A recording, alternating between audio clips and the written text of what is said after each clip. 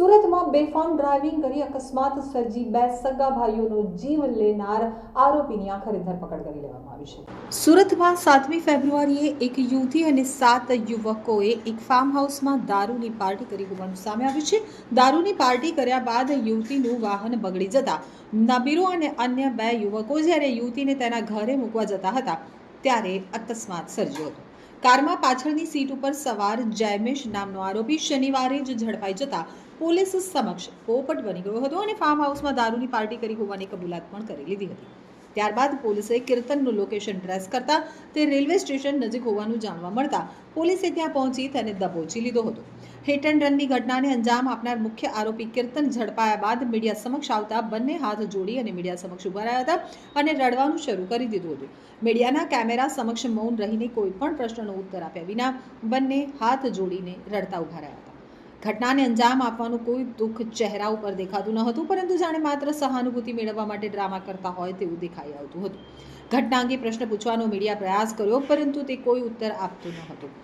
Laskana PI Kuldeepsinh ચાવડાએ જણાવ્યું કે આરોપીની શોધખોળ ચાલી રહી છે. જે આ અકસ્માત થયો છે તેની આસપાસના વિસ્તારમાંથી સીસીટીવી ફૂટેજ પણ એકત્રિત કરવામાં આવ્યા હતા. તેના મિત્રોના મળેલા નિવેદનો પરથી સ્પષ્ટ થયું હતું કે કીર્તન મુખ્ય આરોપી છે. કીર્તન નશાની હાલતમાં હોવાનું પણ જણાઈ આવ્યું હોવાનું મિત્રોએ જણાવ્યું હતું. અલગ અલગ 4 ટીમ બનાવવામાં આવી હતી, તો સર્વેલન્સની ટીમ અને હ્યુમન ઇન્ટેલિજન્સના મદદથી કીર્તન સુરત રેલવે સ્ટેશનની આસપાસ હોવાનું જણાઈ આવ્યું હતું. તેમણે ત્યાં પહોંચી અને મુખ્ય આરોપી કીર્તનને ઝડપી પાડ્યો છે.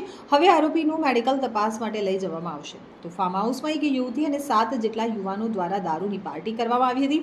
જયમેશ પૂછપરછમાં જણાવ્યા બાદ લસકાણા પોલીસ દ્વારા કામરેજ ખાતે આવેલી universal weekend homes and villa નામના ફાર્મ હાઉસમાં તપાસ હાથ ધરવામાં આવી હતી.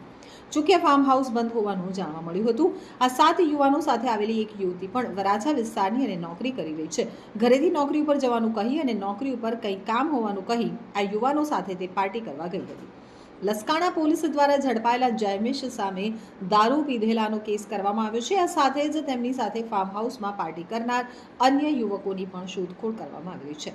આ સાથે જ કાર ચાલક કીર્તનને ઝડપી પાડવાની દિશામાં પણ ચક્રો ગતિમાન કરવામાં આવ્યા છે. તો લસકાણા પોલીસના પીઆઈ કે એન ચાવડા દ્વારા વધુ તપાસ કરવામાં આવી રહી છે.